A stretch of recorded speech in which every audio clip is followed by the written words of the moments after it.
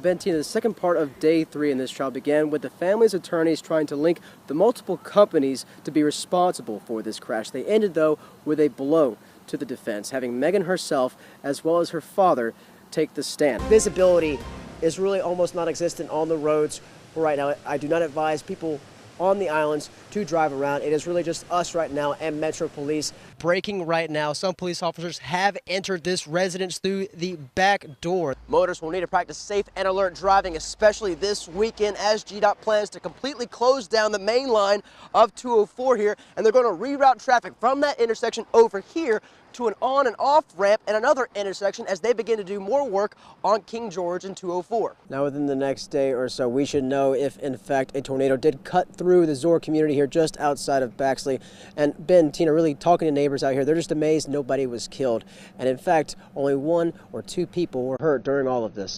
This is what the scene is right now in JC Park, right here in the middle of Tybee Island. It is a pool rather than being a park. Crime scene investigators on the scene, still seeing trails of blood as a result of that shooting. Now what I can tell you is we can confirm a shooting has taken place here in downtown Savannah along Bull and Oglethorpe. Good news is the tide is going out. It was taking it a very long time from when it needed to go out, but fortunately it is at this point doing its natural flow in and out of Turner's Creek. And one significant number that the study showed that more than 90% of visitors to Tybee drove here along Highway 80. And the importance of that doesn't just show the increase of tourism on Tybee, but the need for increase in highway safety for folks getting here. These bridges are still open. If you guys are thinking you are stuck on the islands because of bridge closures, that is not the case. The Thunderbolt Bridge specifically is open at this time. Big surprise, Ben, Tina, here on Tybee. Many homes actually not damaged significantly because of the storm. It's more of fences, it's more of yards, but there are snap trees, debris all over the place. But really, we only saw 2 or 3 homes that had trees on top of them. So what exactly does 150 feet look like?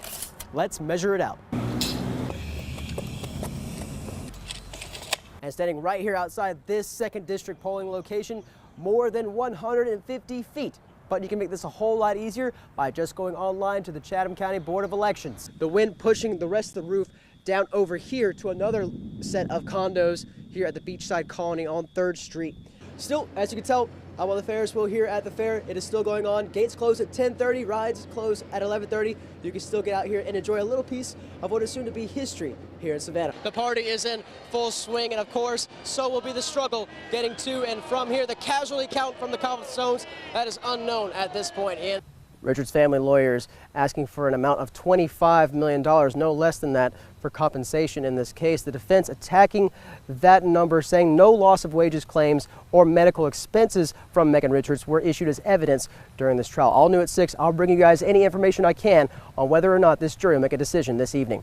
Now reporting live in Pembroke, Andrew James, WSAV News 3. Anytime you get employees that keep complaining about the same department head, or the same supervisor, that's a flag to me.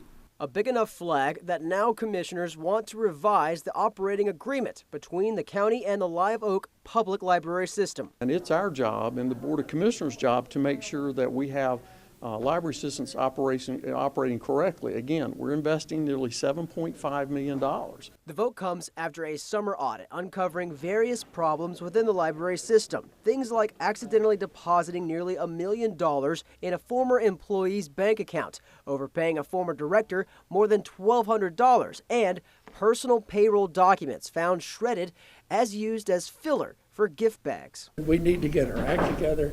We need to go through the audits again and again and again to solve the problems that were brought up. Even though they're not a county department, their audit is a part of our audit. So we have an obligation to make sure it's correct. If it's not correct, then our audit's will not be correct. That's a problem. Now begins the 6-month period for the board to accept a new draft agreement from commissioners that County Manager Lee Smith says will focus on more accountability by the board and transparency from library departments.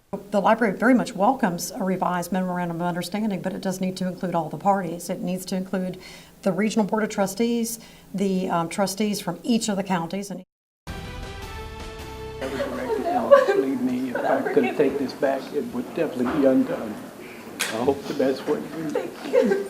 An exchange of apology and forgiveness between the man and woman whose lives changed forever in April of 2015.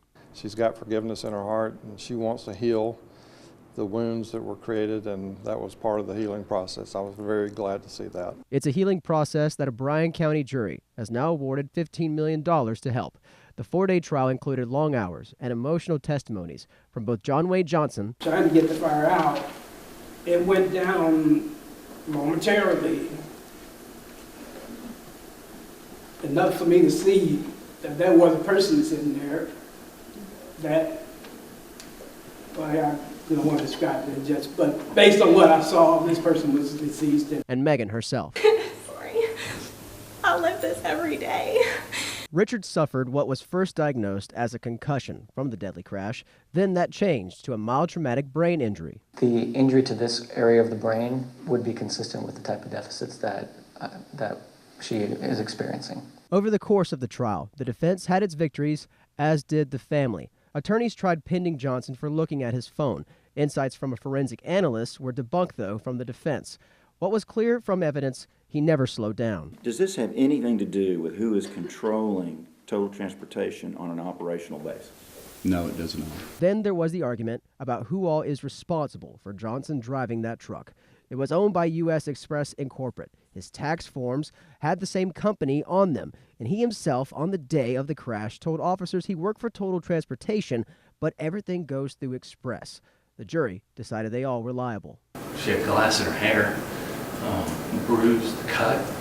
I'll never forget that. That was pretty rough, seeing that. That was the argument the family attorneys made in the end, that she will never forget that day or those girls. Megan can now get closure, and she can get her life back together, hopefully, and begin the healing process. In Pembroke, Andrew James, WSAV News 3. I haven't seen any action, and action to me is somebody securing that property again. Since March, Tina Brown has seen the vacant home next door go from blighted to a possible crime haven. I think I saw 2 drug deals out back, and I was like, wow, really? The house has a broken window and front door cover pried off. City spokesmen say it could be related to the fact that a company is trying to sell the home and potential buyers need a look inside. But what Brown is seeing looks more criminal in behavior. People are using that property, and you can't be using that property for good.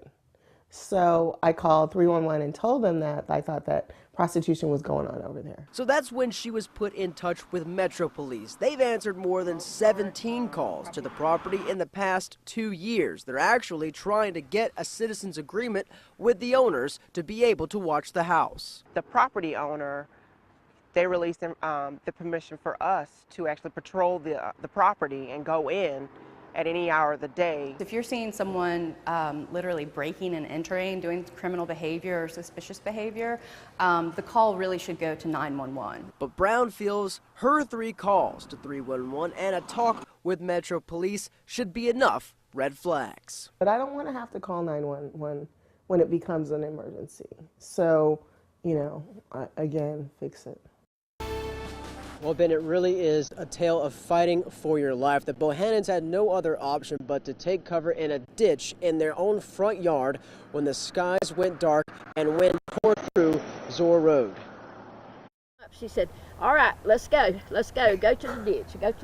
Jamie Bohannon, her husband Jimmy, and her mom Kay had to act quickly Sunday morning. I have no doubt in my mind that it was a tornado. There are no lower levels in the Bohannons' home just off of Zoar Road in Baxley. When a tornado warning was issued, they went outside and ran for this ditch. Hey, I was glad to get to that ditch. I was afraid we weren't going to make it at one point because it sounded like the roar was right behind us. Jamie's husband covered both of them as rain and debris flew through the air. I thought about my children first thing, and that I had recently told them that I did love them. They thought the worst was about to happen. When it all was over, their home was still there. A damaged roof, but livable. I am so thankful. The days to come bring a lot of hard work for neighbors in Baxley. Bohannon adds, though, with it comes a lot of thanks. In the aftermath of this devastation, I can see how people pull their strength from their faith in this, because most of my friends, they talk about, we've got trees down, tree on our house, but we're thankful. Now, within the next day or so, we should know if, in fact, a tornado did cut through the Zoar community here just outside of Baxley. And Ben, Tina, really talking to neighbors out here, they're just amazed nobody was killed. And in fact, only 1 or 2 people were hurt during all of this. We're now reporting live in Appleton County. Andrew James, WSAV News 3. Visitors to Forsyth Park captured more than history walking past the Confederate Memorial, as it was the scene of a silent protest. Right now, there is a big kind of movement going on and discussion in many cities about the Confederate monuments. The discussion Savannah grad students want for these monuments, valuing preservation before thinking demolition. We were very concerned about reversibility and not causing any damage, yet opening a public dialogue, and I think that's what we've done here. The tape was removed later in the day by Park Police. Students say the markings around the monument are chalk-based and removable, but what they want to make permanent is that the public not turn a blind eye to removal of monuments. The big message is opening a dialogue to talk about historic preservation, Confederate monuments, and erasing history. Now, the protest does not suggest any monument is up for demolition right now in Savannah, and while it is state property, students say they made sure not to damage the memorial, keeping with their practice of preserving history, no matter the context. So we're hoping that this would bring attention to it in a non-invasive way and a non-destructive way, and hopefully that's what it did.